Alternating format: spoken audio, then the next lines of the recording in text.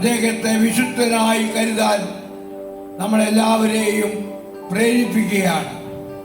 ഇന്നിവിടെ ഒരുമിച്ച് കൂടുമ്പോൾ തിയോഫിലച്ചനോട് നമുക്ക് പ്രത്യേകമായി പ്രാർത്ഥിക്കാം. നമുക്ക് വേണ്ടി, നമ്മുടെ കുടുംബങ്ങൾക്ക് വേണ്ടി, നമ്മുടെ രാഷ്ട്രത്തിന് വേണ്ടി, അതുപോലെ ലോക സമാധാനം ഉണ്ടാകുന്നതിന് വേണ്ടിയൊക്കെ പ്രത്യേകമായിട്ട് പ്രാർത്ഥിക്കാവുന്നതാണ്.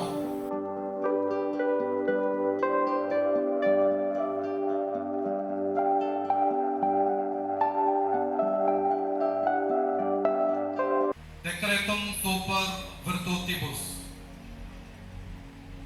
Omnipotente, Santissimo, Altissimo e Sommo Dio, ogni bene, sommo bene, tutto il bene, che solo sei buono, fa che ti rendiamo ogni lode, ogni gloria, ogni grazie, ogni onore, ogni benedizione e tutti i beni, sia, amen. Leo പാപ്പ തിയോഫിലച്ചന്റെ വിശുദ്ധി ഉറപ്പിക്കുന്ന തിരുസംഘത്തിന്റെ തീരുമാനത്തെ അംഗീകരിക്കുകയും സ്ഥിരീകരിക്കുകയും ചെയ്തുകൊണ്ട് ഫെബ്രുവരി 21 പ്രകാരം പ്രഖ്യാപിച്ചു.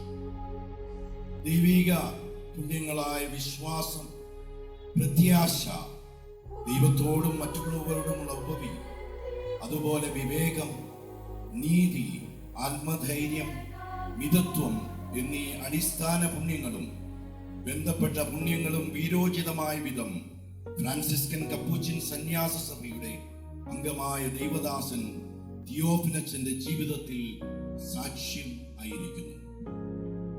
ഈ സ്ഥിരീകരണം നിശ്ചിത കാര്യത്തിനും ലക്ഷ്യത്തിനും വേണ്ടിയാകുന്നു. തുടർന്ന് ഈ ഉത്തരവ് പ്രസിദ്ധീകരിക്കുവാനും വിശുദ്ധരുടെ നാമകരണങ്ങൾക്കായുള്ള തിരുസംഘത്തിന്റെ രേഖകളിൽ ഉൾപ്പെടുത്തുവാനും പാപ്പ ഉത്തരവിട്ടു. നമ്മുടെ കർത്താവിന്റെ വർഷം റോമ ഫെബ്രുവരി 21, 2026.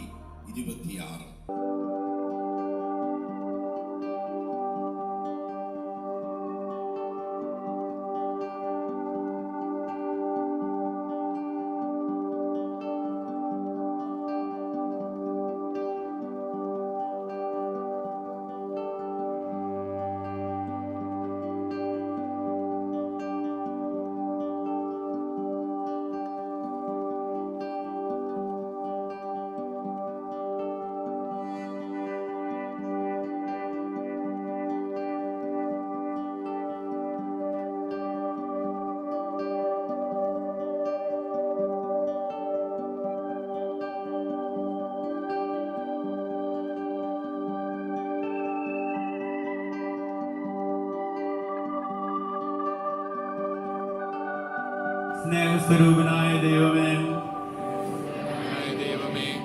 അങ്ങയുടെ അനന്തവും അഗ്രാഹ്യവുമായ പരിപാലനയെ ഓർത്തുകൊണ്ട്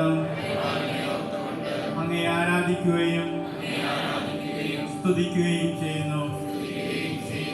അങ്ങേ വിശ്വസ്തദാസനായ തിയോഫിലച്ചൻ വിശുദ്ധനെന്ന് നാമകരണം ചെയ്യപ്പെടുവാൻ ഇടയാക്കണമേ. ഞങ്ങളുടെ പ്രാർത്ഥനകൾ ഈ കാര്യസാധ്യത്തിനായി അങ്ങേയ്ക്ക് കാഴ്ചവെക്കുന്നു. പാവപ്പെട്ടവരിലും അവഗണിക്കപ്പെട്ടവരിലും രോഗികളിലും മറ്റ് പ്രയാസങ്ങൾ അനുഭവിക്കുന്നവരിലും അങ്ങയെ ദർശിക്കുവാനും